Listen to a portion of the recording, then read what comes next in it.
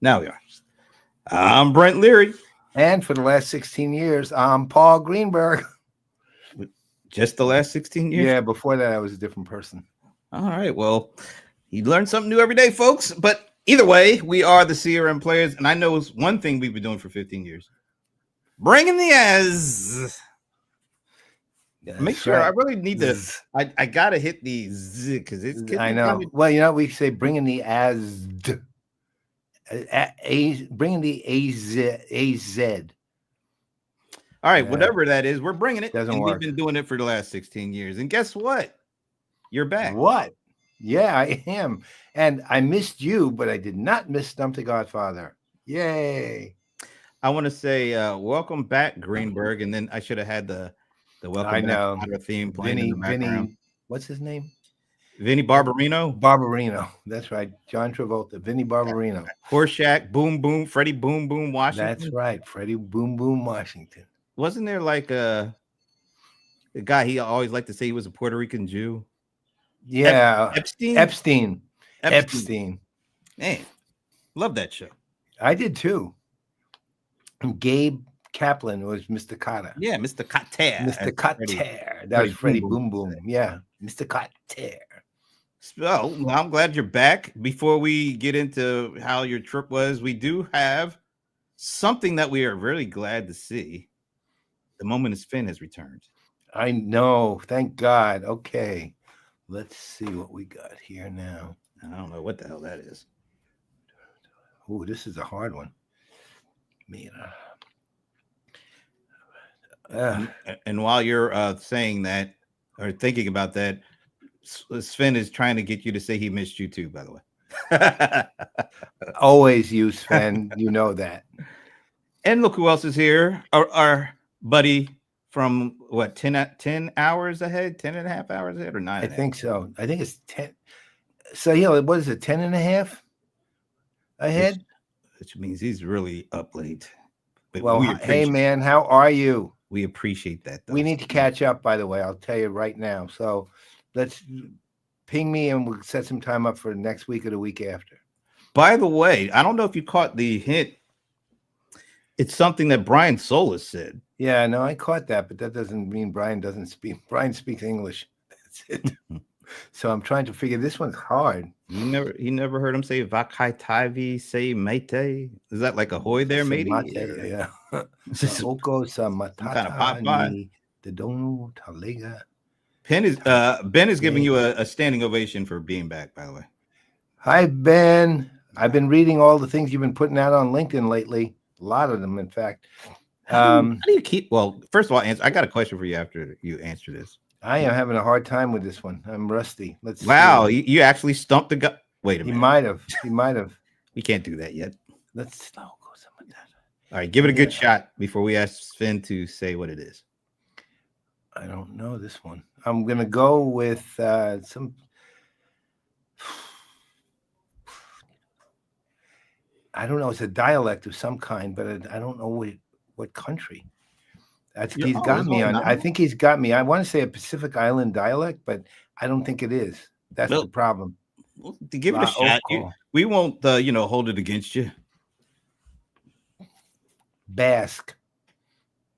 That's a completely random shot, but it's not a language that I totally recognize.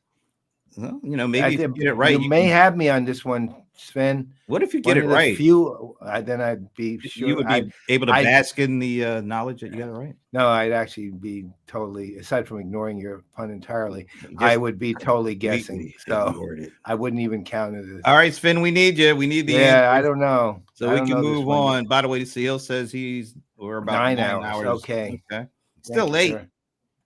Still very late. Oh, Swahili. Initially I thought it was an African dialect. It doesn't look African to me, but I thought that. You know why? Because of one word. Go back to it, and I'll tell you what it is. You should be able to get it because it was used in English. It was used in a movie. Mate? No, keep going. It's on the Matata, man, like Hakuna Matata. Right, Dude, that's why I thought it might be African. And I didn't watch. I didn't watch. That's too easy. I don't watch You don't even Alan. have to. All right, I gotta just hold the phone. Alan, let me show you what's going on here. Alan knows exactly what time. Oh, he dropped off before I could. Alan, come on, man. Why are you calling me in the middle of CRM Playaz? You know better than that. Jesus. You're even gonna make a cameo in this one, and you're calling me during the show. Well, why'd you give that away? Because I was mad. I was irritated. Oh. Anyway, Sven, where are you, Sven? He said what it was, Swahili, and then he disappeared. No, he didn't say that. He did. He said Swahili. No, that was Sahil. No, that couldn't have been. Sven is saying it is Fiji. Fiji. Engage or die. Engage or die. Damn, that's kind of harsh there, Sven. Fiji, and you know what? And I even said without and let it go by Pacific Island, and I let it go by. God damn it, man! I was in the right ballpark. That's annoying. They have ballparks in Fiji? Yes, they do. Just thought I'd ask. All right, that's a good one. I don't want to say you stumped them because I want to keep that for myself. You fooled them. There it is. You fooled them. Sven got one over on you. Yeah, that's the first one in a long time. I didn't get right. But you know what? Just blame it on being on vacation. You're just starting to get your sea legs back. Or how does that work when you're on a cruise? You don't really get your sea legs back. You kind of turn them in when you get back on. No, you actually bring them on. You put them on. If you don't have your sea legs on, you're going to be throwing up overboard. All right. So before I ask you to give us a little bit of a lowdown on your trip, I do have a housekeeping. Got it right. A housekeeping thingy, because a tradition unlike any other is about to hit us. I'm not talking about the Masters. That's right. Although I did. Well, you are talking about a master. Oh, chess master. A chess master. So you are talking about the Masters. I am talking about the master, not the Masters. The master, the chess master, a grand master. The one and only Alan Trefler, founder and CEO of Pega. He's joined us for the last 3 or 4 years as we lead into the road to Pega World. And so why should this year be any different? Wow, it's like the Passover. Why is this night different from all other nights? Okay, the first of the 4 questions of Passover. Okay, is that? Can you integrate that into the Masters too, or? Well, I just no, but I can try. Anyway. I don't know. I'm going to have to consult with Epstein. Oh my gosh! All right. So anyway, Pega World is pretty much right around the corner. The June 1st through the 3rd, I think, or something like that. Yeah. So literally like a little over a month and like 10 or 12 days or something like that. Back in Vegas, is it at the MGM? Yeah, aren't they usually at the MGM? Okay, yeah. So we are excited to be going back. Well, I don't often say I'm excited to be going back to Vegas. Let's say this: we're excited to be going to Pega World. Not going back to Vegas. And before we actually go back to Vegas for Pega World, we are going to have a conversation with the one and only Alan Trefler. And anybody who has seen him on our show over the years or anywhere else at Pega World on the main stage, you always know what you're going to get from Alan. He never minces words. We can ask him a question, he'll answer it. It's just such a great. He doesn't ask to know what the questions are ahead of time. Such a great guest. And of course, the zingers. You know which zinger I'm referring to. I of course do. So we were that's what, a month out? No, wait a minute. That's next week. Next week. Oh my God, we're in May next week. Yeah, it's May 1st. A week from today. God. So a week from today, we are back on the road to Pega World with Alan. And of course, you think agentic AI might come up next week in that Pega World? I'm just guessing it might. Nah. You know, I already heard from our other Pega buddy, or one of our other Pega buddies, Don Sherman. He always likes to try. Sure, man. Yeah, that guy. So during Pega World, you didn't go last year because you had that situation, but every year they do this like kind of a late afternoon media analyst sneak preview of what's going to happen during the keynote. last year, because it was I think it was, I guess, early June, late May, something like that, right in the middle of the NBA playoffs. And Don Sherman was literally presenting on stage during the media pre-brief while checking his phone, his app, because the Celtics are playing at that exact same time. I understand that. I do. One time I think you were in this very briefing when we were in the was it Oracle CX or was it with Rob Tarkoff in a little room. It was a few analysts, you and me, and the Yankees were playing. And I warned Rob in advance, I'll be watching the Yankees while we do this meeting, and he was fine. Yeah, but I think Don took it to a whole new level because he was literally presenting, and I can see him. I think you should just project it on the screen. It would have been better. Anyway, so I already said, all right, I'm so looking forward to seeing Alan, and I'm definitely looking forward to seeing Don at the pre-brief while you try to watch the Celtics during your presentation. Oh, it's gonna wait a minute, June 1st. So that would be they'd have to make the third that would make the third round of the playoffs, right? Well, they were in the finals last year, so so this would be the finals again around that time. Could be. Because we have the first round going on right now, and we'll be watching the Knicks tonight who better recover. Anyway, so put it on your calendars next Friday. Oh my God. Next Thursday, 3:00 Eastern. The usual time we do this show. It will be Alan Trefler, Pega CEO, a tradition unlike any other in the CRM CX industry. I'll put that on there too. So looking forward to that. All right, Brian. Yeah, you got to have like a whole much more than a bunch of dozen. You're gonna have to have several dozens if you're trying to compete with me in my hat game. So, although he probably has a 10-gallon hat somewhere, he probably has 100 gallons worth of hats. He's got a lot of hats. All right. So, before we have our guests come on, because we're still a couple of minutes away from that, and we do still have to do something that hasn't been done in a couple of weeks. No, we don't. But before we do any of that, how was the cruise? Too long, but great. How's that? So did you get a chance to visit the 51st day? Was excellent. Food is amazing. As I've always said, you make very few decisions when you're on a cruise, other than you're going to walk or take the elevator to dinner, right? I mean, that's literally about it. I relaxed. I read. I did walk. We barely got it. We watched the Panama Canal, which wasn't much, but what the hell, Elaine?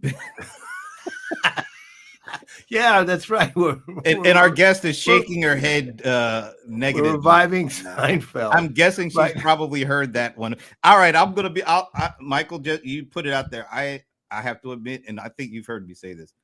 I've done that a couple of times. Make the mistake. I hope I don't do it when with her. It's the names are so close. I mean, how could you not do it once? I've done it more than once. I've never done it once. Hey, it's Dr. J. Yeah, I know. He and I chatting next week. So he's saying 6 hours. So he's for over him in Germany. For him, we've got the 6 hours over in Germany, and we've got Sahil in India. That he says it's 9 hours. All right. We've got people watching all over the world. Anyway, go on with your trip. Oh, it's just simple, man. Food was amazing. The relaxation was astonishing, but it was too long. It was too long. 11 nights, 12 days is just way too long. That's just too much relaxation time. It's too much for anything, really. Okay. Right? It's like, especially given it's fairly repetitious on a cruise. There's only so many things you can do. On the other hand, I had the coup of the century.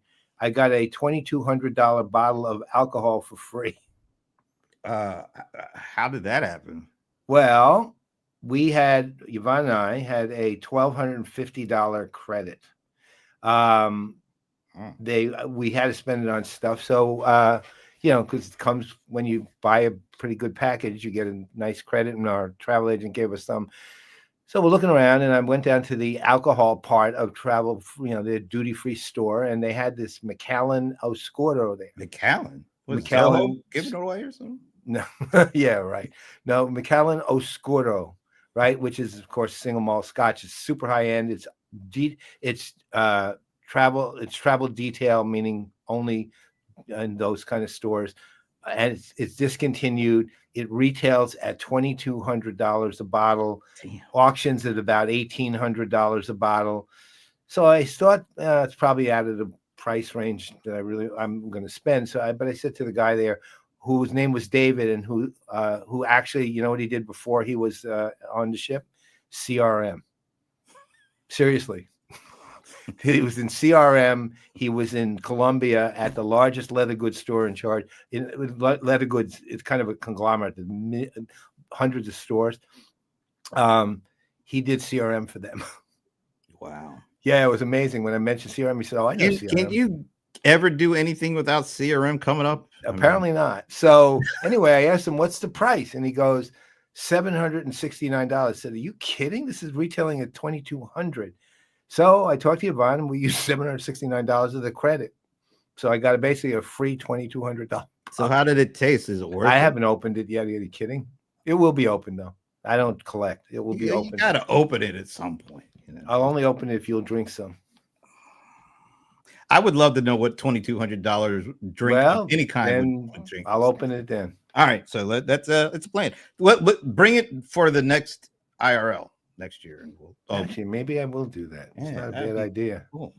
That's a pretty good idea. Pretty good idea. You know. All right. Well, before we get into your favorite idea, we do have a little sneak peek of some content coming from IRL. We finally are starting to get some clips and some actual footage, not only of what took place there, but actually what took place after. So I'm gonna play a little clip. We got some of Alan showing up, Jeff Gomez a little bit, but also folks who weren't actually speaking at the event. What is it? I think they're calling it Beyond IRL 2025. I think that's what Jeff.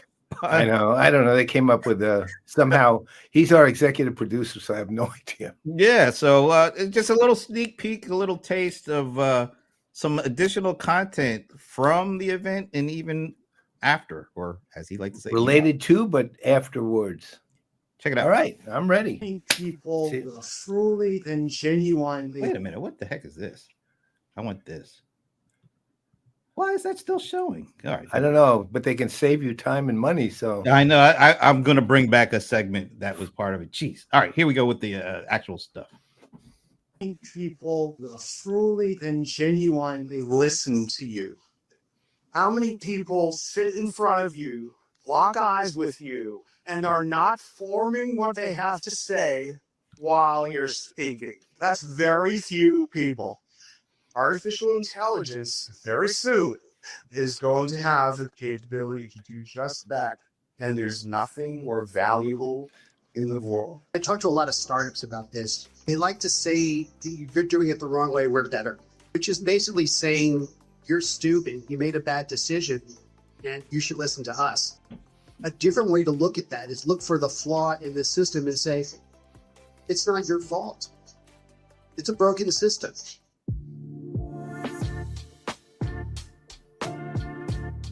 Meg, how are you today? It's great to have you on. You have such a dynamic career in the technology industry and product leadership and HR. I wanted to really touch base on how you've talked about being a force for inventing the future. How do you coach other leaders to be more intentional about the future they're shaping? The question isn't really just about Meg Bear wanting to invent the future. The question is about all of us, those of us that care deeply about where technology is going, where business is going, where the future is going, to be really intentional in this moment. You're never afraid to call out what's broken, what's working, etc. You said we've lost the basics when it comes to work. Can you kick us off with sharing what you mean by that? I love when people tell me I have a unique perspective because I always think of it as more as an immature. I'm just immature. I can judge and I have and I have no filter. All right. So we're starting to get some stuff in, some interesting stuff and voices. Meg and Kat, as she likes to, I guess she did she used to be Katarina, or now she's Kat? Yeah, Katrina. Katrina, yeah. Yeah, now she's Kat. I like Cat. And Katerina is now Catherine. Yeah, That's Costa Rica from Creatio. got to get all these. I just have to take Katrina, Catherine. Like Katrina and Katerina are now Kat and Catherine. Yeah, I'm gonna mess that up. I know. I'll just apologize ahead of time for when I do mess it up. Yeah, I'm with you. All right, but I love the series. I love this Beyond IRL. Is that like Beyond Thunderdome or something like that? I mean, it's kind of. Oh God, no. That's pretty snazzy. I like what's going on, and of course, and Mad Max Fagel. yeah, Bob Mad Max Fagel. Fagel. Shout out to Bob though. Bob is the host of that particular series, Beyond IRL 2025. Cool, and of course, we're starting. You know, we did have some issues, as you could probably tell. There's some sound issues on some of this content that came out from the actual event, and we're working as well as we can on clearing it up. Believe me, it was a lot worse than what you just saw or heard. So things we're going to start pumping that stuff out. So yeah, you'll be seeing a lot of it, and also you'll be seeing starting second half of this year some lead up into IRL 2026. So stay tuned. Yeah, once we figure out when we're going to do it and where it's going to be, we'll let you know. And what we're going to say and how we're going to do it and what we're going to name it and who's going to be there. I think we already got the naming part right. Yeah, so IRL. Don't have to worry about it. All right. So before we bring our guest on, we got to I'm leading up to something here. So I hope because Stump the Godfather. Well, your hopes are not going to be anyway. So last night, ServiceNow came out with their earnings. And I'm just going to show you a chart of their stock price once that happened. All right. Oof. So this is a 5-day chart. And here is what last night, and this is what happened today. So it went up basically. It was at, I think, 812 before they made their announcement. And it went up 15% just today. The market has been kind of nutty. Yeah, that's the understatement of the century. Most of the charts you see have the price going in the other direction. This is going like, look, that is a straight line up. You hardly ever see anything like that. That's because they really killed their earnings. I think let me see if I got something here. Look at their customer growth chart here. I mean, and it's TV. 2010 to 2020. It's like people would kill to have a chart like that that shows the customer growth. And they're making, of course, a lot more money off of these customers. I think they crossed over the $3 billion quarterly earnings mark. Yeah, I saw their annual. It was at 12 point something billion, I think. Yeah. So it's going up, and of course, this is the one that really, and this is kind of like I'm getting back in the what was that thing I was going to call it? Flipping the scripts. The scripts, something like that. Because I'm going through the transcripts and the earnings calls and all that kind of stuff. This is the one that and all the turbulence that's going on over the last 6 or 8 months, or even a year to a certain extent. Things are going up and down like crazy. Look at their renewal rates. Holy crap. I mean, when do you see anything that steady and high for over a year? I mean, there's lots of companies losing customers right now because of all the weirdness that's going on. We got to ask them. Well, I'll get a chance to ask. I am going to ServiceNow now.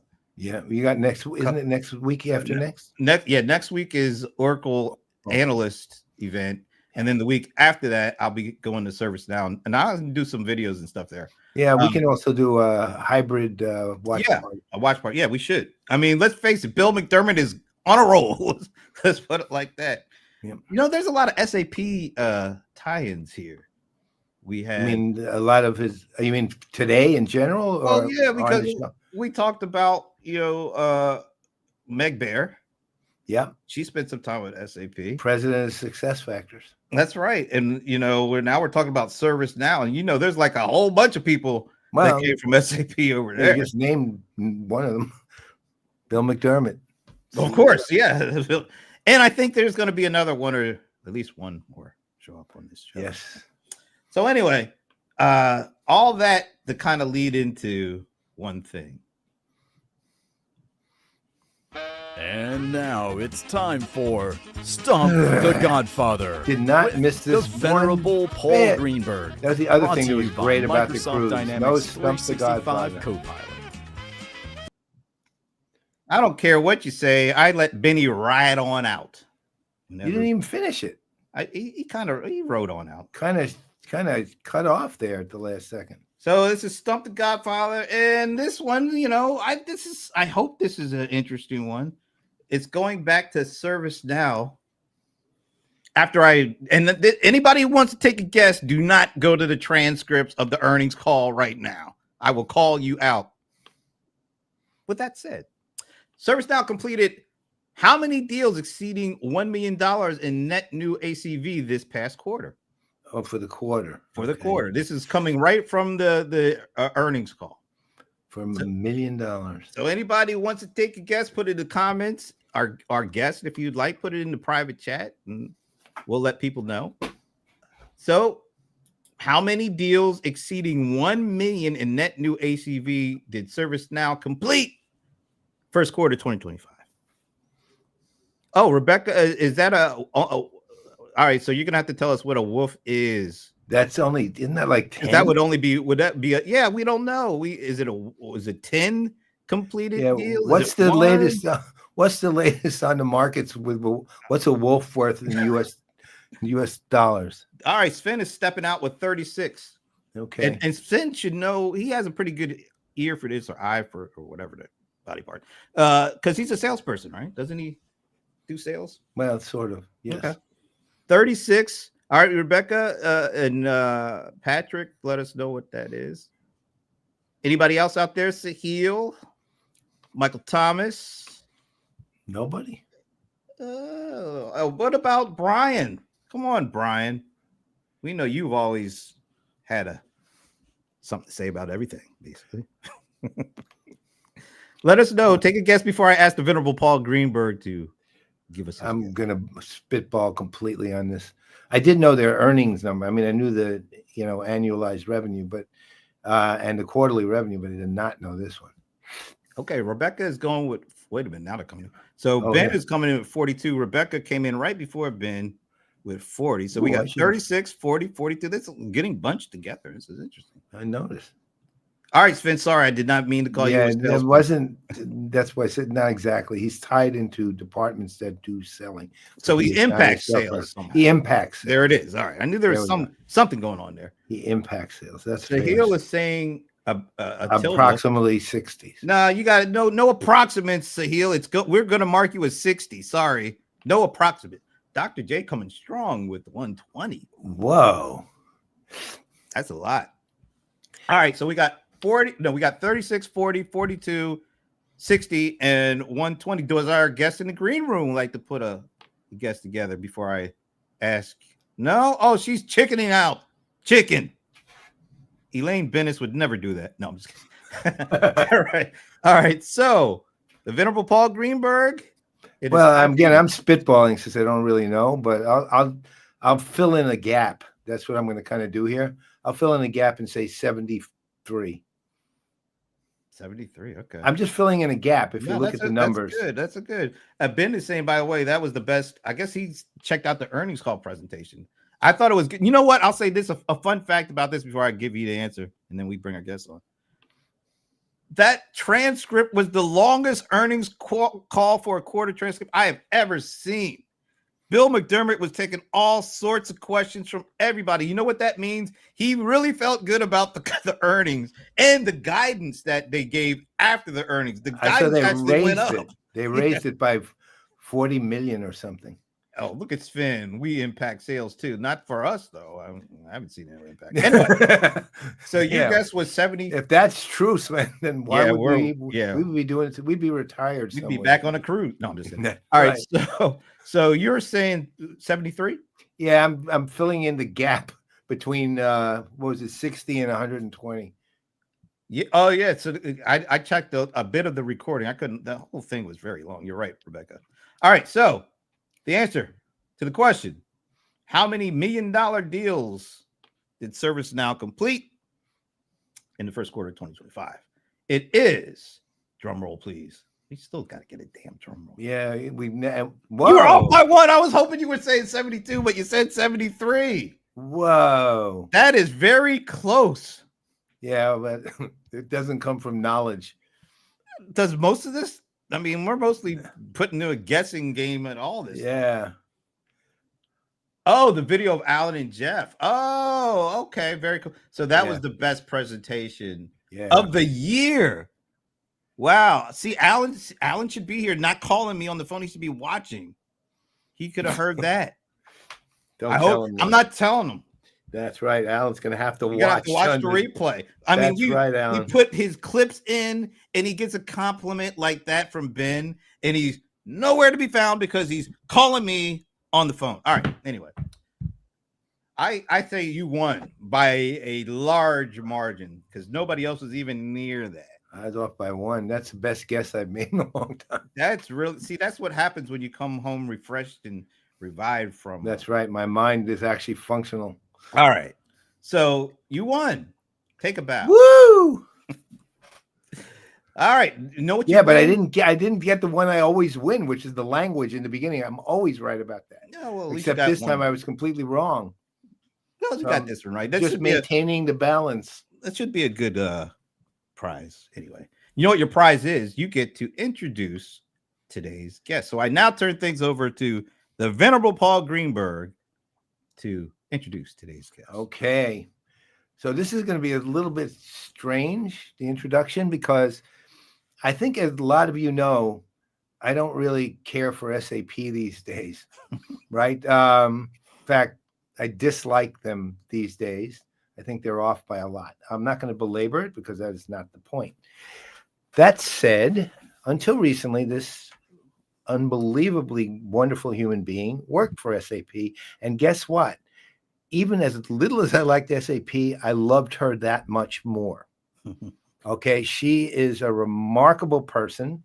She also is I'll call it a super skilled practitioner of her craft.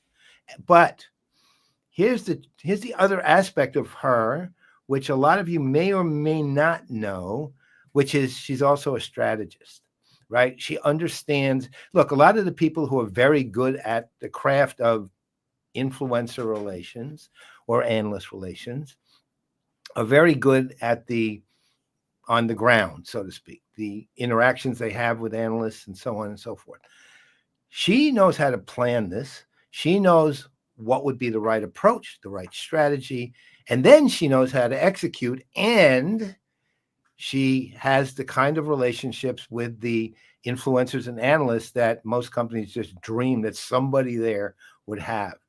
And in my case, I love her despite my dislike of the company she was until recently. But you're not going to belabor that point, right? No, but despite that, that's what but do you realize how much that actually says about her? She's that good. And she's that empathetic a human being too.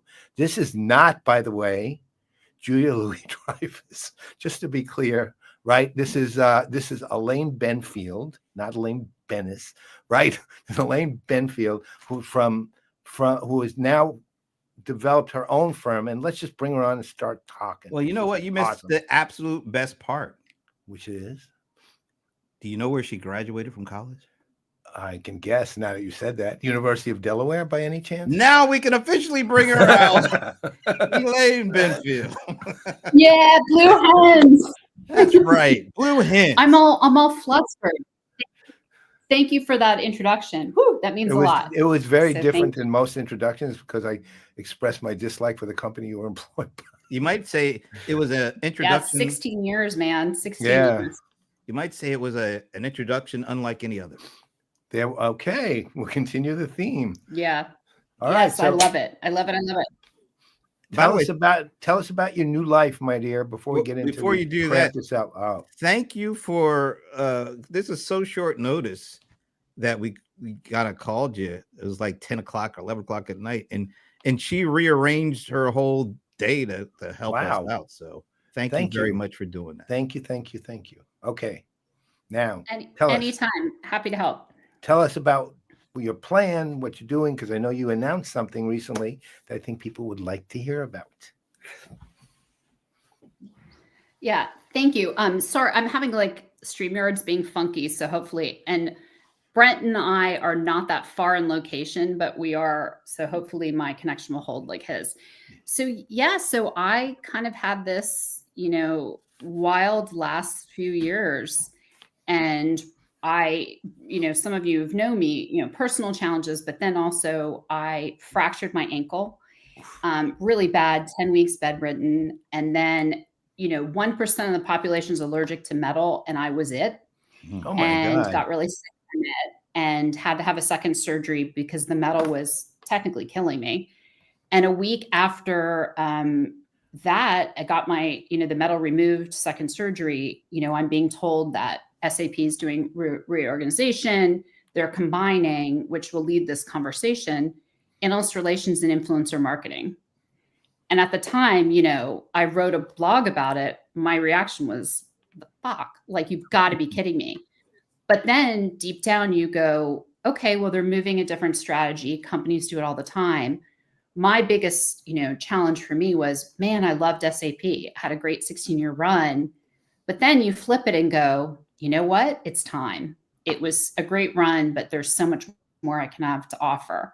And that's kind of where it led me it's been a year now, and trying to find my new path and taking it from there. So I feel like, and I think people hear me, I'm always the endless optimist, and it's the right direction that I needed to be at. And it landed me today where I'm at, which is incredible. So it's kind of that path of all my years kind of coming together. So that's where I'm at today. So talk about the announcement you made, though. You announced the company. Yeah. Sorry, it's the glitching. Yeah. So I announced last week that, after, sorry, can you hear me okay? Yeah, we can. I always hate when can you hear me now? But yeah, so I started talking to other companies in the spring, and it just came to my attention that there's so many companies that are really kind of lost. They don't know how to do analyst relations. They don't know how to do influencer marketing. They don't know how to do the strategies you mentioned, brand. And everyone's kind of in a silo. And I think all of us know, analyst relations, while I love that role, doesn't think lead gen. Lead gen doesn't think influencers. There's the echo chamber. And so I kind of feel, but I'm getting, the market to say, wow, you're in a sweet spot. People don't know how to do the strategy, but talk to the analysts to help with your strategy. They don't know how to amplify with influencers. And so I think for the first time in a long time, I'm excited to have a seat at the table again and do this. I love the relationship. Yep. I love the connections. And so I called my firm, Benfield Connection, that it's the connections that make us who we are. And what SAP gave me, is 16 years of incredible connections. And for that, I'll always be grateful, but it's now time for me to take those connections to help others and other companies. So that's kind of where I'm at. So it's wild. Could you talk a little bit about, and you don't have to be specific about, SAP, but because I've seen a lot of companies in this industry, they treat analysts different than influencers different than thought leaders, analyst firm, A level analyst firm versus like the boutique firms. And I was just curious, is that something that you see is one of the bigger issues in dealing with all these different folks, trying to make them all either fit in some traditional definition versus kind of just trying to do something a little different, because everybody's working differently, and everybody, it's kind of hard to put certain people in one peg or another. But it seems like a lot of companies are still trying to do that. And when I've heard your story, you told it to me about, what was going on. And I just thought it was kind of ridiculous. I did. And I just, how do you try to deal with that kind of thing when you are the person you are, and you treat things differently based on, the relationship, not on, what's the name after the person's actual name, the company. Mhm. And it feels like some companies look at certain things in the more traditional sense and treat it like they did 10 years ago versus there's a lot of companies, I don't want to just start naming companies, that seem to have a much more approach, like a more holistic approach like you do. How do you get companies not to think the way they did 10 years and act the way they did 10 years when things have changed so dramatically over the years? Things have changed. And I think what I struggle with is you can't be strategic with AR saying you're only going to work with the top tier. Because the top tier, while I understand and respect what they do from, the reports and where you're positioned, there's a value for it, but it's not the only value. The majority of SMB companies cannot afford the few top firms in the market. And to me, I find you're doing a disservice for your customers and you're doing a disservice for your audience. One of the things, and it's been always a challenge that, hey, you're being told to go one direction. And I think both of I went around that. And I was called out many to a time going, I actually don't care that that's the direction you're running. I was part of the acquisition of Ariba. And yes, just because SAP went after certain people or any big company, Ariba had to go after its own audience, its own analysts, and its own influencers. It's a different market.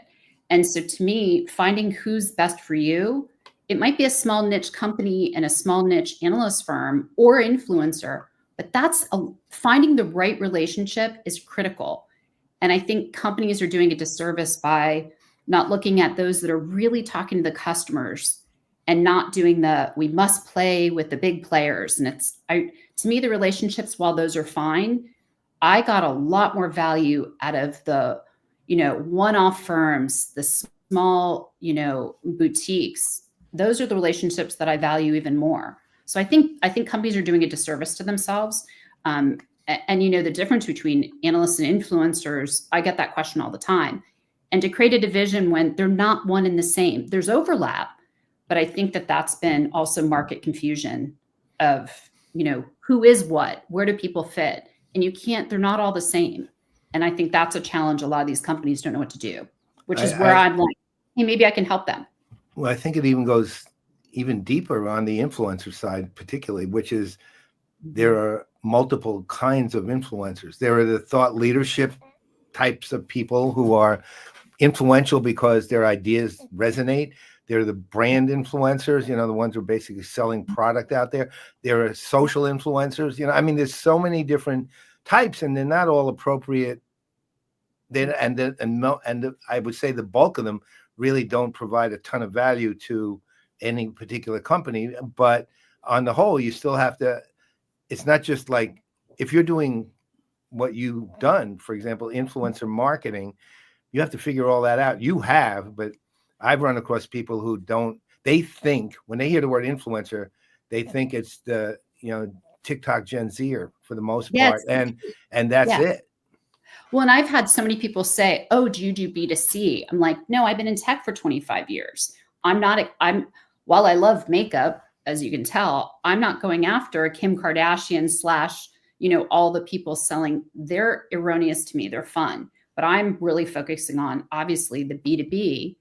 But it's something, Brent, you and I had many programs together.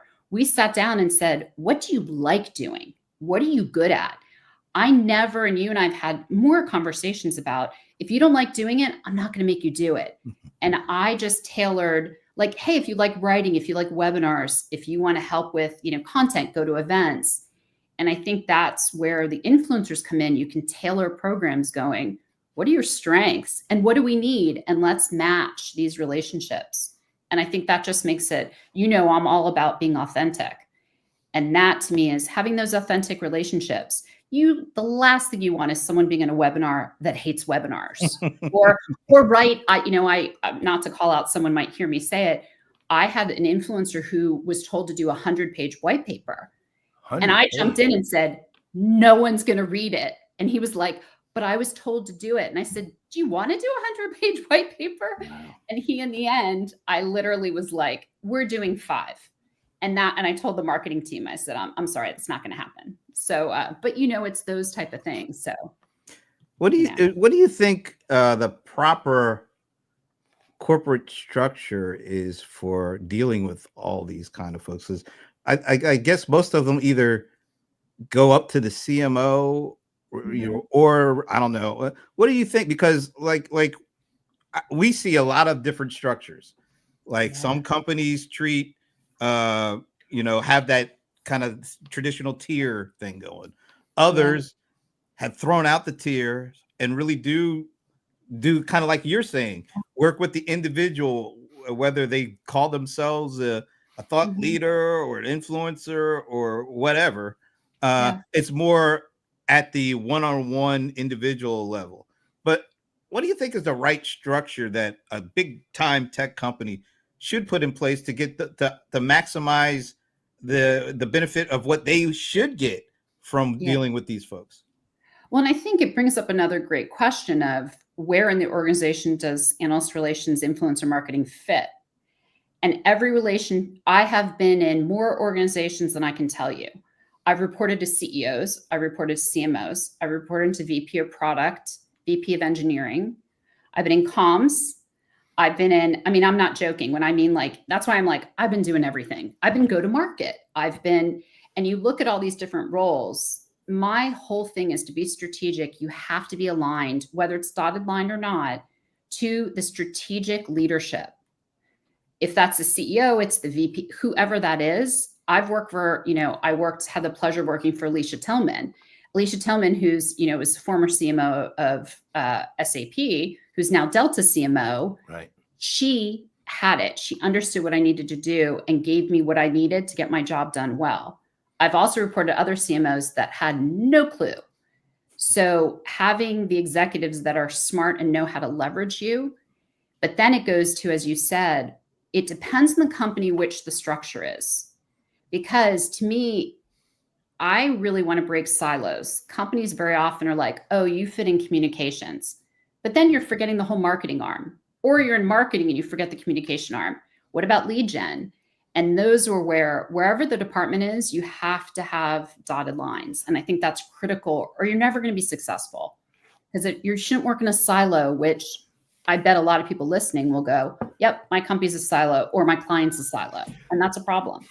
So one of the things I've noticed, though, from let's say, smaller companies who are just getting the idea that it's time to talk to analysts or influencers, is finding the analysts and influencers at all, right? Like I noticed, I've seen this, I've seen the evolution of it. Like I used to work with a company called Thunderhead, and then I worked with Creatio, and at Creatio, Olga Know-how, it's back there now, and at Thunderhead, Lucy Cooper, which said, okay, you're influencer relations.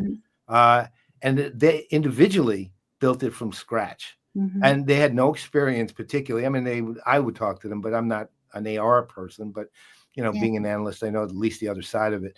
But Lucy had over 100 analysts she was talking to. And Olga, very similar number. Yeah.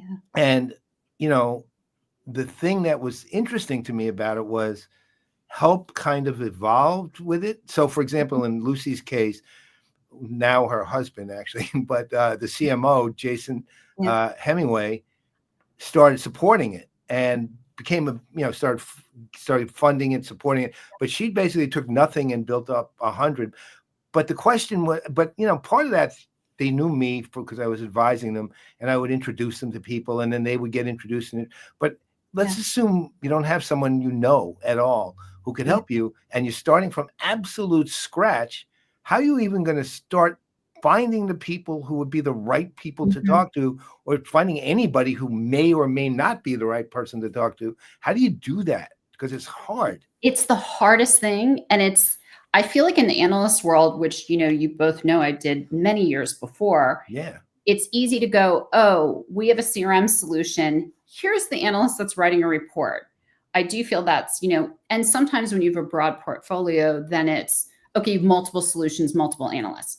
From an influencer standpoint, it is one of the expertise of someone because I've done it for so many years and I had great colleagues that kind of taught me the difference of finding an analyst versus an influencer. It's different.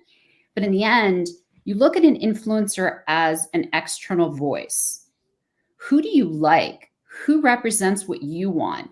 How is their persona? Like, I'll say this, we all know there's a few analysts that are very political. Well, do you want them to represent your business then? And that's where you kind of have to find, where do they navigate? Do they start fighting with people? What's their persona? Are they authentic? Do they have the knowledge? So a lot of it is, my former team and I, we spent hours watching YouTube videos and seeing people speak and hearing watch what they write. A lot of it is that almost it's so much work. And I know there's firms that can do the work for you. But to me, I trust who I believe in. I then get on the phone like I would do with anything else. Talk to me. Let's have a conversation. And I think a lot is building those relationships, which is, so critical to know, is this someone I want to work with? And is this someone that's going to help my brand? And tell our story. Because if none of those things fit for you, they're not the right person. And there will be others. Like right now, you say AI, I could give you 15 AI influencers just on the top of my head. But are they the right ones for you? And I would recommend to any company, like you do in any search, what do you think? Do they have great presence? What are you looking for? And then you can kind of match it. There's so much more behind the scenes, but that's a lot of how, the simplistic way to say that's how we always did it. Thank you. All right. Yeah. We've got our buddy, the cowboy, I like to call him, Brian Summer, has a couple of questions for you. I'm going to post this one first. Yes. What does Elaine think of tech companies who only want to work with analysts or analyst firms who only report what the vendor wants, noted, or who will not pursue stories the vendor wants killed? Is it ethical to threaten to pull research budget allocated to an analyst firm because they might write about taboo topics? Great one. I've had that many to a time. My theory was always, there's someone that I will remain nameless. If she hears this, she'll know it's her. There was an analyst I work with at Gartner that was super tough. I looked at things differently. My job was to win her over.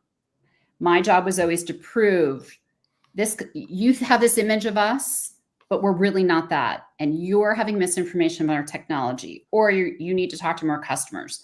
I think, Brian, to me, I always looked at it as, all of you know my personality is I want to win them over.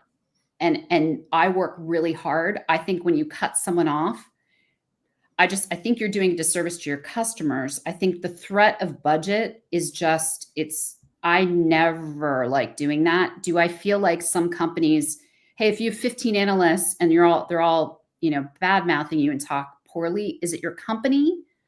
Or is it just the firm has something against you? I'm not a big fan of blacklisting, but I've also had some that I've had to, which is the hardest thing for me to do. There's a couple still that I know are blacklisted from, previous roles. Well, they kind of deserved it. If you're an asshole, you're an asshole. And some people just want the controversy. To me, we all know some analysts that just want to argue. Okay, is that the right thing for the business? And give the feedback, the critical feedback you need. So I personally don't like, and my job is to have that relationship, to know it's about to go bad, to know. And I think all of you that know me, I was on that side of the analysts and influencers always. Yep. My job is I knew I could be anywhere else in a company, but my relationship with the analysts and influencers are with me now. Yeah. The company meant a little bit less to me, where I wanted to protect the influencer and analyst relationships. So to me, from the ethical boundaries, as you said, definitely the political piece right now is very tough. It's a fine line. You want to have personas, but tariffs come up a lot, and that becomes controversial, which it can be, of course. But there's certain things that, does it hurt your image as a company and a brand? And then, sometimes, like, as I mentioned, there's one, analyst that was blacklisted. She just was mean and wouldn't listen to the factual content. And I couldn't convince others going, she's not listening when we're saying this. She's hearing only that. Yep. Sometimes that does happen. And sometimes you do like some vendors more than others. But then the last is blacklisting can last for a long time. Sometimes you need, to me, it was changing of the guards. I hate to say it could be years. And just know that it's hard. But that's where someone like me and the relationships can help really try to mend some of it and listen to, what are the challenges. So I hope, Brian, that helped. I want to follow up on that. You say the word relationship a lot over and over and over again. And I'm just curious, do you think most companies, I always want to make sure I say, you don't have to always, talk about in the context of SAP, but do you think that most companies frown on you having personal relationships, like AR folks having personal relationships with analysts? I mean, I think, I think Paul would probably say the same. Yep. There's some of the nicest people in the industry that just so happen to be in analyst relations or influencer relations or whatever. And it's not even about always, trying to get a transaction. It's just about, we're both people and we have some things in common that go beyond the traditional analyst vendor relationship.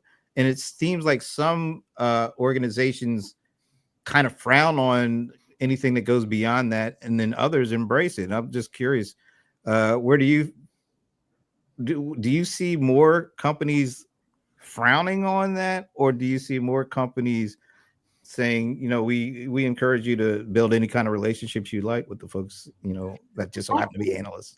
Brent, that's a great question, but I think it's evolved.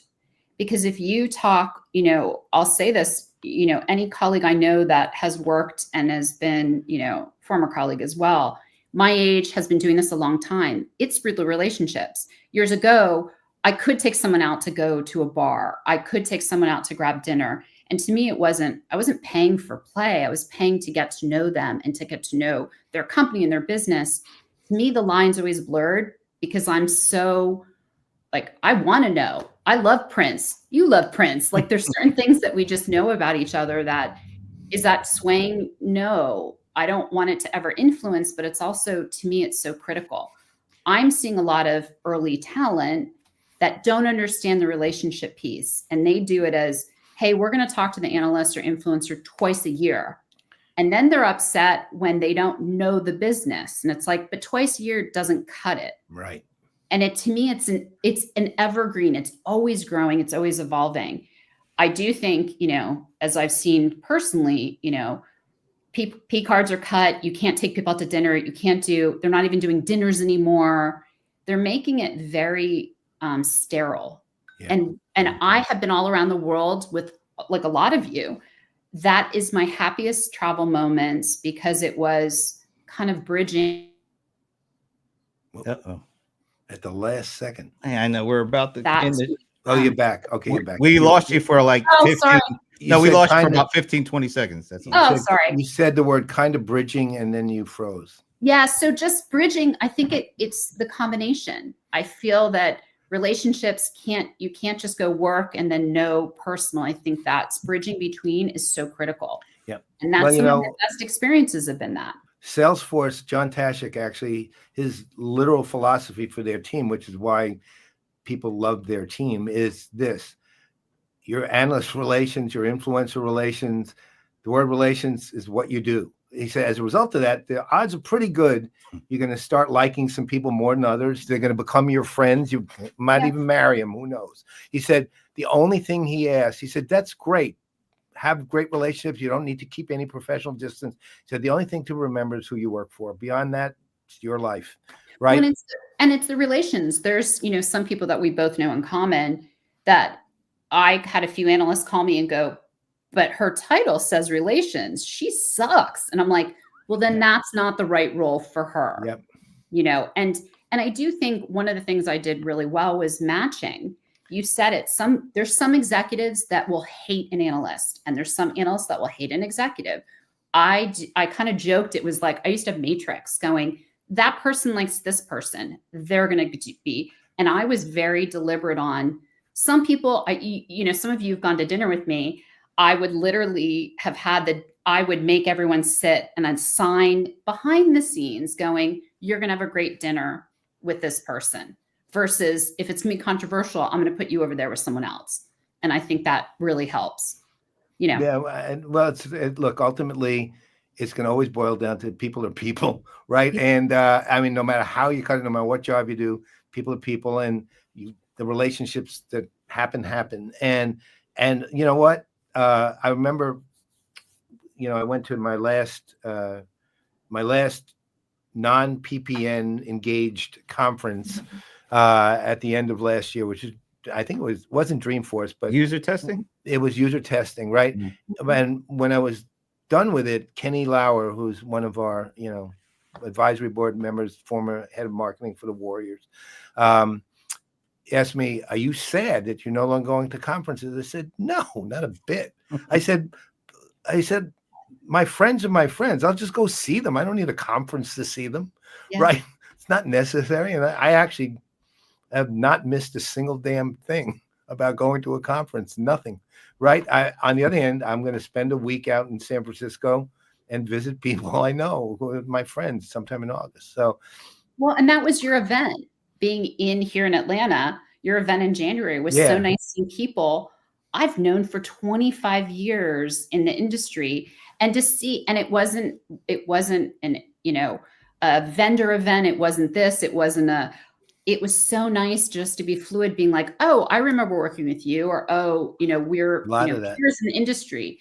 And that's hard to find, where it's, it was just a great event. Like, that's the stuff that then you go, oh, my relationships really have bridged between, your colleagues to friends, and all of us being so excited to hug everyone, like seeing Paul hug everyone, and just all of us. And, me watching best you, Brent, live in a podcast. And that's the stuff that brings us all together. Amen, and, sister. Wow, what a way to end. Before we let you go, though, you got to tell people where they could go to learn more and to hire you. Yes, happy for that. Yes, so you can find me on LinkedIn, and then you'll go see, Elaine I almost wrote Elaine Bennis. I know. Oh, you got me started on that. So Elaine Benfield, and you can go to the Benfield Connection, and then I've got my website and a little trivia. I can dance like Elaine Bennis. You can? Because you can do that dance? So many years ago, I just rewatched the whole entire series again. Wow. And if you give me a couple beers, it's been a long time, but I learned to do it because people would ask me and go, dance monkey, dance Elaine. And I was like, I got to learn her dance. So. Oh my God. Okay. Well, we have IRL 2026 coming up. Yeah. You look a couple drinks. I'll be sure ready. To show you. Thank you so much, both. It was great, as always, talking to both of you. And just, you're awesome. Thank you for everything you guys do. And the support's just amazing. We'll always be there. Yeah. So on behalf of Elaine Bennis, I'm Brent Leary. I'm Paul Greenberg. We are the CRM Players, and I know it's been a little while since you saw her, but we can't end the show until we say hello to Minnie. And now we say goodbye to Minnie and everybody else.